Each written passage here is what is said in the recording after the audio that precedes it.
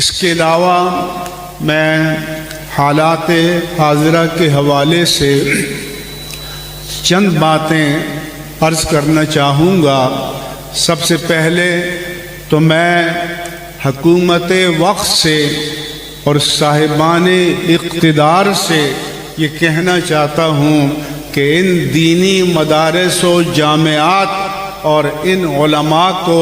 اپنا حریف نہ سمجھیں، ان کو آپ اپنا حلیف سمجھیں۔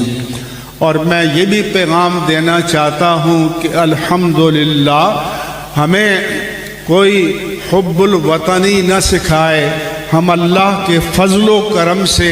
ببانگ دہل یہ کہنا چاہتے ہیں کہ ہم سے زیادہ کوئی محب وطن نہیں ہو سکتا۔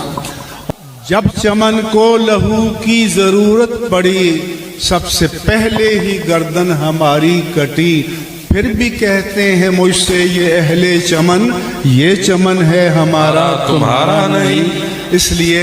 یہ وطن، یہ دیش، اس کی سرزمین، اس کی مٹی ہماری ہے، اور انشاءاللہ تعالی ہم اس کے وفادار رہیں گے۔ دوسرا پیغام میں یہ دینا چاہتا ہوں کہ ریاست کے مفادات کو، ملک کے مفادات کو، عوام کے مفادات کو ہم الحمدللہ بہتر سمجھتے ہیں، لہذا میں گارنٹی کے ساتھ کہنا چاہتا ہوں، پوری ذمہ داری کے ساتھ کہنا چاہتا ہوں کہ اہل سنت و جماعت کے دینی مدارس و جامعات میں نہ ریاست کے مفاد کے خلاف، نہ ملک کے مفاد کے خلاف، نہ قوم کے مفاد کے خلاف کوئی بات کبھی ہوئی ہے، اور انشاءاللہ تعالی نہ کبھی ہوگی۔ اسی طرح میں پہلے بھی کہا تھا کہ جن پہاڑوں میں آج آپ کو دہشت گردی کا سامنا ہے، انہی سے ہم اللہ کے بندوں کو اتار کر لاتے ہیں، انہیں حب الوطنی سکھاتے ہیں، انہیں محبت پاکستان سکھاتے ہیں، انہیں محبت دین سکھاتے ہیں، اور ان سے پاکستان زندہ باد اور پاک فوج زندہ باد کے نعرے لگواتے ہیں۔ اس لیے ہمارے اداروں کے کردار کو اور ہمارے اداروں کی خدمات کو مثبت انداز میں دیکھا جائے اور سمجھا جائے۔ میں یہ بھی کہنا چاہتا ہوں کہ پچھلے دنوں جن حالات سے ہمیں گزرنا پڑا، سب سے پہلے تو یہ ہے کہ ہم نے بروقت اپنے دوستوں کو خبردار کیا تھا کہ یہ دیوار پہ لکھا ہوا ہے کہ کس طرح کے حالات سامنے آنے والے ہیں، آپ ریڈ لائن کراس نہ کریں اور آپ اس کو کال آف کر دیں، موقوف کر دیں۔ لیکن صاحب البیت ادریٰ بما فی، گھر والا اپنے معاملات کو بہتر جانتا ہے، ہمیں نہیں معلوم کہ ان کی مصلحت کیا تھی، لیکن جو ہوا اللہ کی تقدیر تھی اور ہو گیا، کاش کہ ایسا کبھی نہ ہوتا۔ ہماری ہمیشہ سے تمنا تھی۔ اس کے بعد جو حالات پیش آئے کہ اہل سنت و جماعت کی مساجد اور مدارس کو لاک کرنے اور کنٹرول میں لینے کی بات ہوئی، 300-350 مدارس و مساجد کا مسئلہ تھا، تو ہم نے حکومت پنجاب کے ساتھ، پنجاب کی وزیر اعلیٰ کے ساتھ باقاعدہ میٹنگ کی، اور آخر کار وہ اس بات پر تیار ہو گئے کہ ہم اہل سنت کی تمام ان مدارس و مساجد کو جو حکومت نے کنٹرول میں لیے ہیں یا سیل کیے ہیں، نے مجھے کہا کہ ہم آپ کی گارنٹی پر آپ کو دیں گے۔ میں نے کہا ہم اپنی گارنٹی پر لیں گے، لہذا ہم نے لیے، اور جن جن کے ادارے تھے وہ ادارے ہم نے ان کی تحویل میں دے دیے، اور وہ جو فٹ پاتھ پر آ گئے تھے الحمدللہ واپس اپنے اپنے اداروں میں باوقار انداز میں دین کی خدمات انجام دے رہے ہیں۔ 1-2% مسائل باقی ہیں، انشاءاللہ تعالی انہیں بھی پرامن انداز میں حل کر لیا جائے گا۔ انشاءاللہ انشاءاللہ. اس کے علاوہ میں نے اہل اقتدار کو پہلے بھی پیغام دیا تھا کہ اس طرح کے ایکشن نہ کریں کہ تاثر یہ پیدا ہو کہ اہل سنت و جماعت کے خلاف کریک ڈاؤن کیا جا رہا ہے. اس لیے ہم نے ابھی 2 دن پہلے بھی ان سے مکالمہ کیا، آئندہ بھی کریں گے، اور جو چیزیں ہیں جو ہمارے لوگ اریسٹ ہیں کیس ٹو کیس دیکھا جائے گا. جو بے قصور ہیں اور بلا وجہ جن کو کے خلاف کو اریسٹ کر لیا گیا ان کے مسائل کو بھی حل کرنے کی حتی الامکان کوشش کریں گے. ماشاءاللہ. ہمارے پاس حکومت کا اقتدار نہیں ہے، اختیار نہیں ہے. ہمارا کام یہ ہے کہ پوری دیانت کے ساتھ اس کے لیے کوشش کرنا،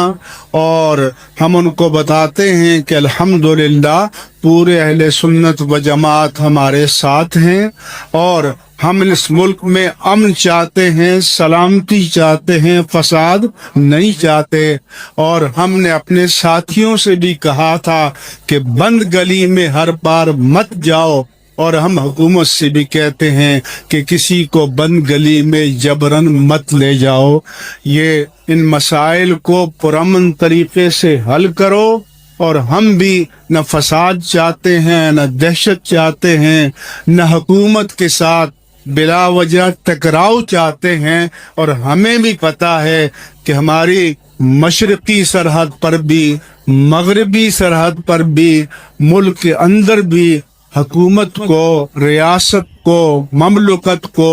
مسائل درپیش ہیں. دہشت گردی ہے، فتنۃ الخوارج جن کا نام دیا گیا ہے، یا فتنۃ الہند نام دیا گیا ہے.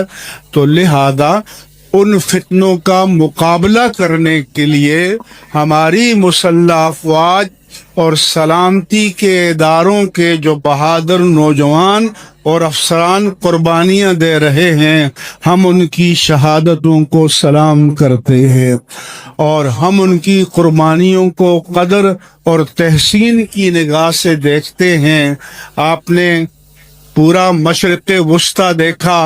کیا حال ہو گیا، وینزویلا کا دیکھا کیا حال ہو گیا. لہذا ہم بھی چاہتے ہیں کہ ایک غیور قوم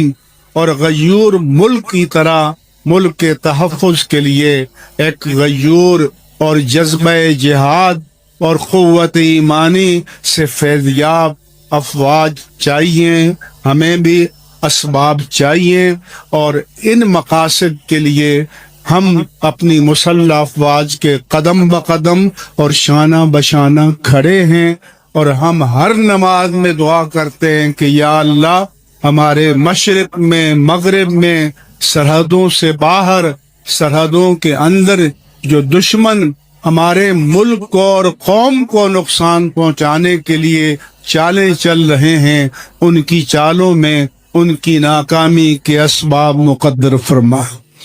اور انشاءاللہ تعالی ہم اپنی بساط کے مطابق ملک کے حالات کو نارمل لانے کی کوشش کریں گے. آپ حضرات دعائیں بھی کریں، پرامن بھی رہیں اور پرعزم بھی رہیں. قوموں پر، ملتوں پر مشکل وقت آتا ہے، لیکن جو غیور قومیں ہیں وہ مشکل وقت کو بھی حوصلے کے ساتھ، ہمت کے ساتھ، جرأت مندی کے ساتھ ان حالات کا مقابلہ کرتے ہیں، ان کا سامنا کرتے ہیں. اور اب بھی انشاءاللہ تعالی اہل سنت و جماعت سرخرو ہوں گے. اور لیکن یہ ملک یہ بنانا ریپبلک نہیں ہے. یہاں پر باقاعدہ آئینی اور قانونی نظام موجود ہے، اور آئین اور قانون کے دائرے میں رہتے ہوئے ہم بھی کام کرتے ہیں، اوروں کو بھی کام کرنا چاہیے، اور تصادم کی نوبت نہیں آنی چاہیے. یہ نہ ہمارے مفاد میں ہے، نہ ملک کے مفاد میں ہے. وہ دین کہ جس نے یہ بتایا ہو کہ من قتل نفسا بغیر نفس او فساد فی الارض فکأنما قتل الناس جمیعا، کہ جس نے کسی ایک بے قصور جان کو کسی قصاص کے بغیر یا فساد فی الارض کی جرم کے بغیر قتل کیا تو گویا اس نے پوری انسانیت کو قتل کیا، پوری انسانیت کے تحفظ جان کے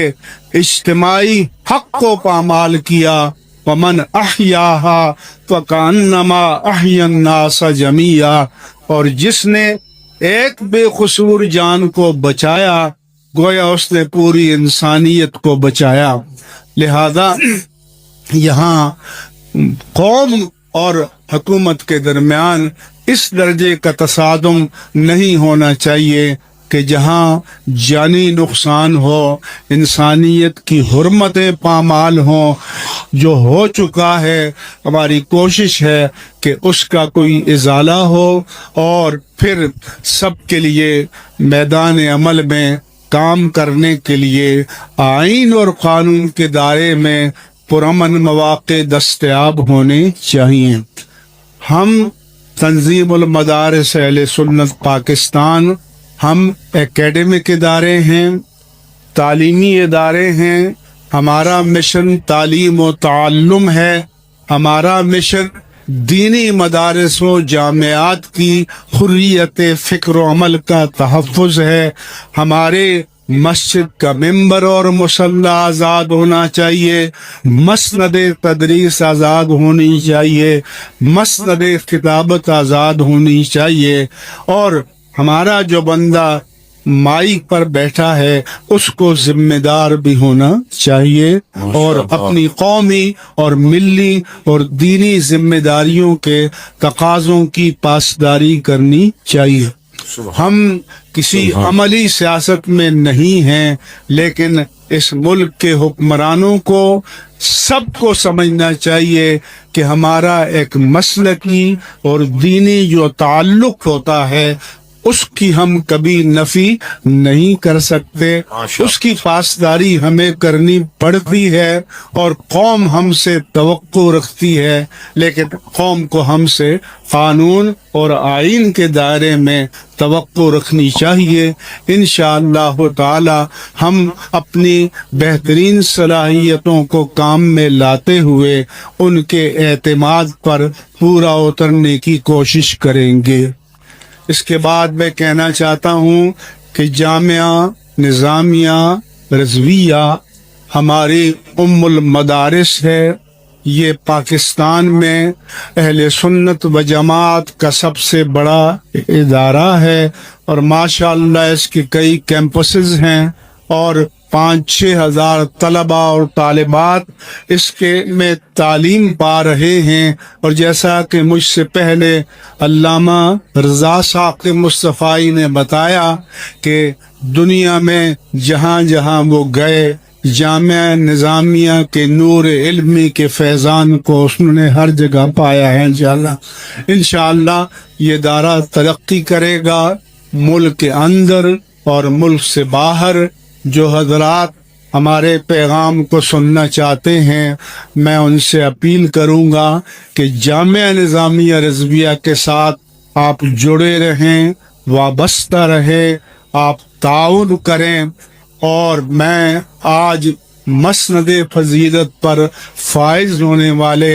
اپنے جوان علماء سے یہ کہوں گا کہ آپ حضرات یہاں سے جانے کے بعد اپنے اساتذہ اور اپنے مادر علمی کے ساتھ اپنے تعلق کو مستحکم رکھیں، قائم رکھیں، جڑے رہیں۔ یہ ہمارے اور آپ سب کے استاد الاساتذہ مفتی اعظم پاکستان علامہ مفتی محمد عبد القیوم ہزاروی رحمہ اللہ تعالی و نور اللہ مرقدہ کی کرامت ہے کہ آپ کے وصال فرمانے کے بعد یہ ادارہ جامعہ نظامیہ رضویہ کے لائق و فائق اور فاضل اساتذہ کرام علامہ ڈاکٹر فضل حنان سعیدی صاحب، علامہ ظہیر الدین بٹ صاحب، علامہ احمد رضا سیالوی صاحب اور دیگر سارے مقتدر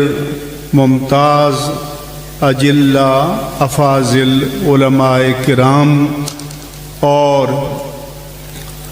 اس ادارے کی خشت قدیم اور بقیت السلف حضرت علامہ غلام فرید ہزاروی صاحب،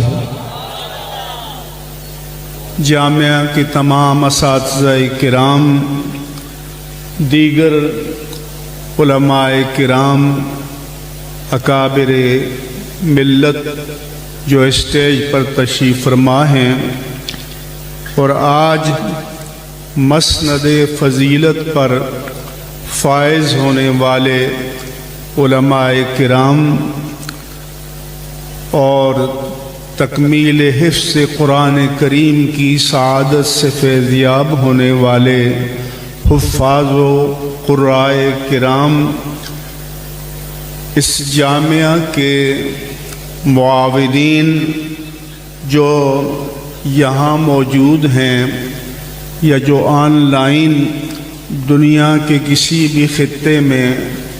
آج ہمارے ساتھ شریک مجلس ہیں،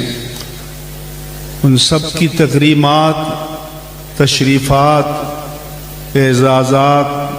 اور احترامات لائقہ کے ساتھ اس ادارے سے فیضیاب ہونے والے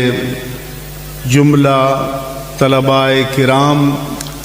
طالبات اور ان کے جملہ معلمین و معلمات اور حاضرین مجلس، سب سے پہلے میں آج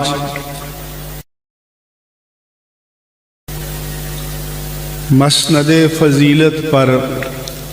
فائز ہونے والے اپنے علماء اور رفقاء اور اصحاب کی خدمت میں چند گزارشات پیش کروں گا۔ یہ دین، یہ علم، یہ فیض جو آپ نے حاصل کیا ہے، اس کا اولین مقصد تو تہذیب نفس ہے۔ شہادت کو بلند کیا اور نیچے لائے اور فرمایا کہ اللہم اشہد، اللہم اشہد، اللہم اشہد، اے اللہ تو گواہ رہنا، تیرے یہ بندے اس زمین پر گواہی دے رہے ہیں کہ میں نے فریضہ ابلاغ حق و رسالت کو بکمال و تمام ادا کر دیا ہے۔ پھر پچھلی امتوں میں انبیاء کرام کے وصال فرمانے کے بعد جب وقت گزرنے کے ساتھ ساتھ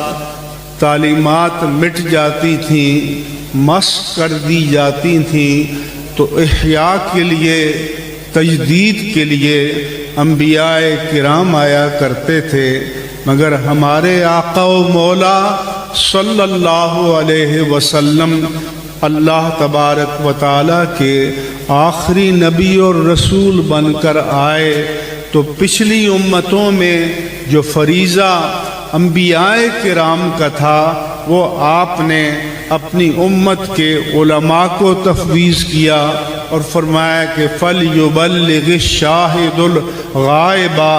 آج جو یہاں میدان عرفات میں موجود ہیں وہ میرا یہ پیغام حق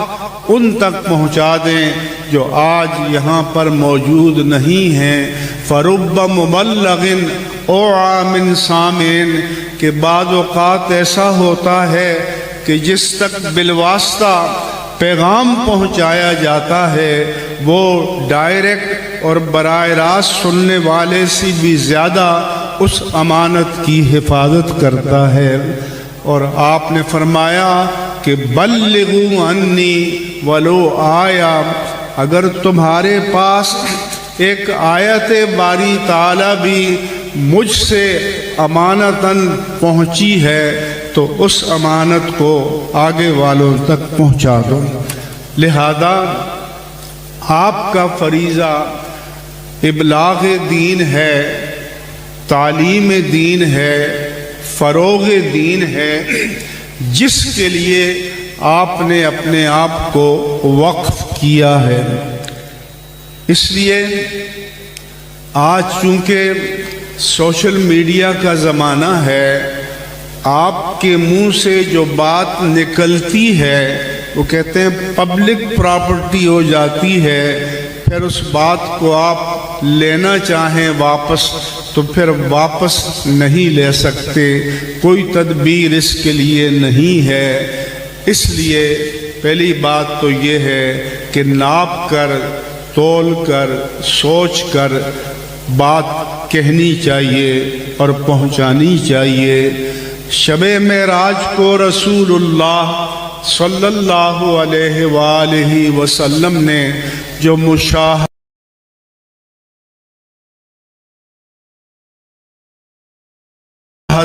دیکھے داخل نہیں ہو پاتا، اسی طرح سے جو بات منہ سے نکل جائے تو وہ جو نقصان پہنچاتی ہے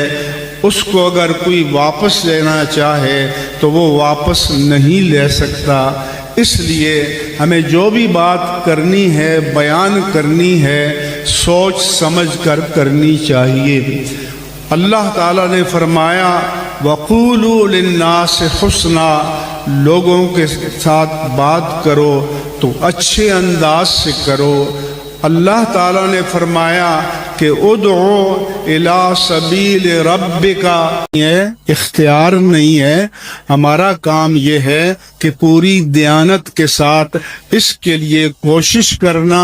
اور ہم ان کو بتاتے ہیں کہ الحمدللہ پورے اہل سنت و جماعت ہمارے ساتھ ہیں، اور ہم اس ملک میں امن چاہتے ہیں، سلامتی چاہتے ہیں، فساد نہیں چاہتے۔ اور ہم نے اپنے ساتھیوں سے بھی کہا تھا کہ بند گلی میں ہر بار مت جاؤ، اور ہم حکومت سے بھی کہتے ہیں کہ کسی کو بند گلی میں جبراً مت لے جاؤ۔ یہ ان مسائل کو پرامن طریقے سے حل کرو، اور ہم بھی نہ فساد چاہتے ہیں، نہ دہشت چاہتے ہیں، نہ حکومت کے ساتھ بلا وجہ ٹکراؤ چاہتے ہیں، اور ہمیں بھی پتہ ہے کہ ہماری مشرقی سرحد پر بھی، مغربی سرحد پر بھی، ملک کے اندر بھی حکومت کو، ریاست کو، مملکت کو